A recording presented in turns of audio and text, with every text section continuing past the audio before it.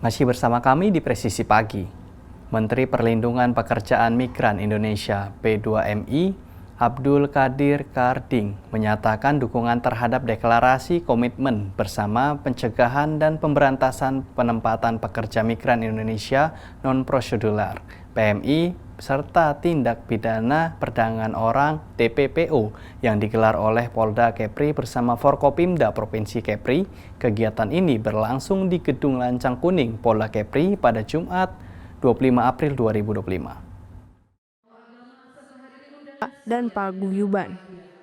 Kapolda Kepulauan Riau Irjen Pol Asep Safrudin dalam sambutannya menyoroti bahwa isu PMI ilegal merupakan masalah serius yang perlu ditangani secara menyeluruh, terlebih Kepulauan Riau sebagai wilayah perbatasan memiliki tantangan tersendiri. Ia menegaskan bahwa Polda Kepulauan Riau berkomitmen untuk mencegah dan menindak penyeludupan tenaga kerja ilegal secara tegas dan terukur. Ia juga mengungkapkan bahwa tahun lalu Polda Kepulauan Riau menempati peringkat ketiga nasional dalam penegakan hukum sebagai bukti keseriusan termasuk dalam menindak pelaku TPPO dalam internal kepolisian.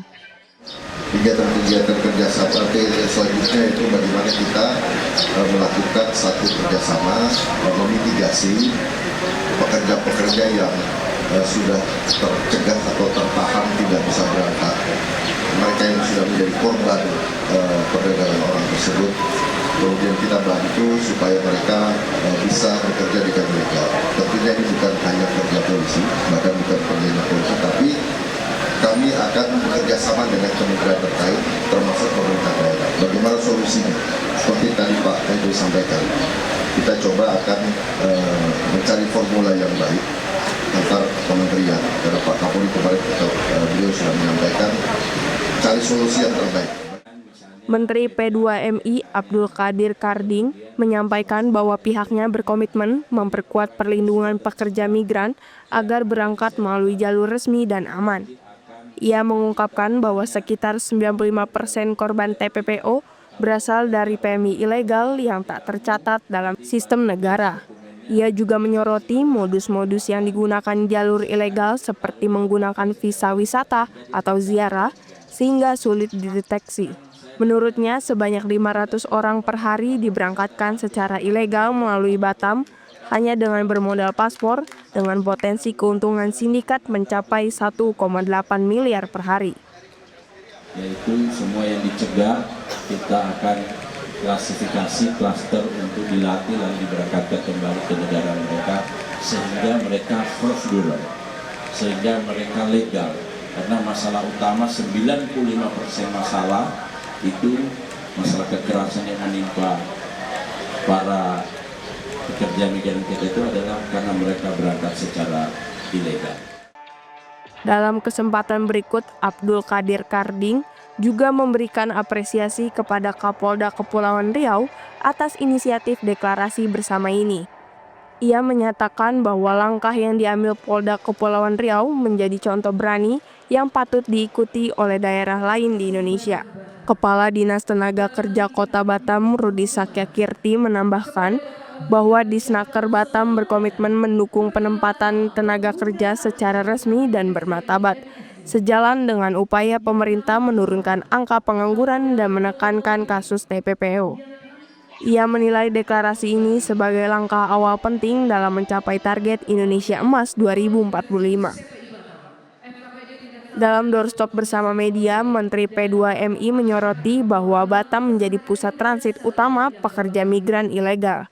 Oleh karena itu, ia menekankan perlunya kerjasama erat antara Polda Kepulauan Riau, pemerintah daerah, dan sektor swasta untuk memastikan seluruh penempatan PMI dilakukan melalui jalur resmi.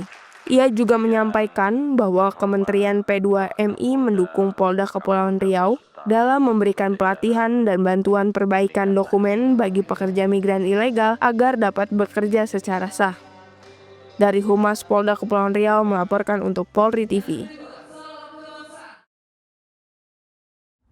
Komisi Kepolisian Nasional atau Kompolnas menerima kunjungan audiensi dari para siswa sekolah staf dan pimpinan menengah atau Sespimen Polri Dikrek ke-65 pada Kamis 24 April 2025. Kunjungan ini menjadi wadah bagi para calon pemimpin Polri untuk berinteraksi langsung dengan lembaga pengawas kepolisian. Kedatangan para siswa Sespimen Polri Dikrek ke-65 disambut hangat oleh Sekretaris Kompolnas Arief Wicaksono Sudiutomo bersama anggota Kompolnas Yusuf Warshim dan Sekretaris Kompolnas Supardi Hamid, didampingi oleh Kepala Sekretariat Kompolnas Hermansyah dalam menerima rombongan tersebut. Dalam kesempatan audiensi ini, para siswa Sespimen Polri Dikrek ke-65 mendapatkan materi pembelajaran yang berfokus pada leader branding dan wawasan kepemimpinan. Pembekalan ini bertujuan untuk mempersiapkan para calon pemimpin Polri dalam membawa marwah institusi sesuai dengan tugas pokok sebagai pelindung, pengayom, dan pelayan masyarakat. Materi leader branding diharapkan dapat membekali para siswa dengan kemampuan untuk membangun citra diri sebagai pemimpin yang efektif dan berintegritas, yang mampu menjadi teladan bagi bawahannya serta membangun kepercayaan masyarakat terhadap Polri. Sementara itu, wawasan kepemimpinan memberikan pemahaman mendalam mengenai berbagai aspek kepemimpinan strategis dalam organisasi kepolisian. Ini adalah kesempatan yang baik. Karena seperti sama-sama kita dengar lagu, mereka akan mencari literasi dan mereka juga akan menyelesaikan pendidikan kurang lebih bulan ini nanti. Dan mereka ini pasti akan menjadi pimpinan level Kapolres atau level kabupaten atau kota, gitu ya.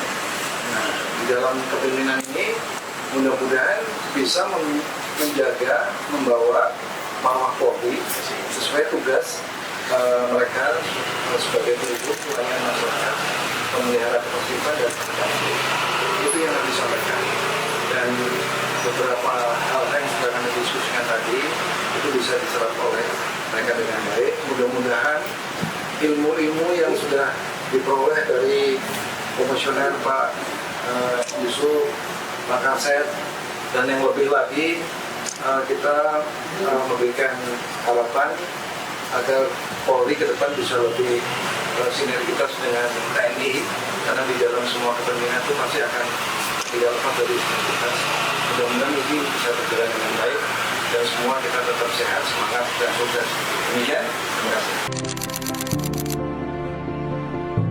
Audiensi antara Kompolnas dan siswa Sespimen Polri Dikrek ke-65 ini menjadi momentum penting dalam mempersiapkan generasi penerus kepemimpinan Polri yang profesional, berintegritas, dan responsif terhadap kebutuhan masyarakat.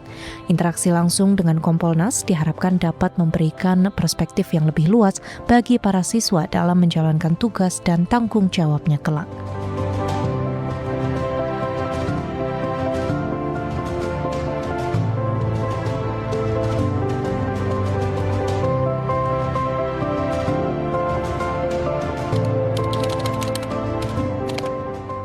Tetaplah bersama kami, Presisi Pagi akan segera kembali.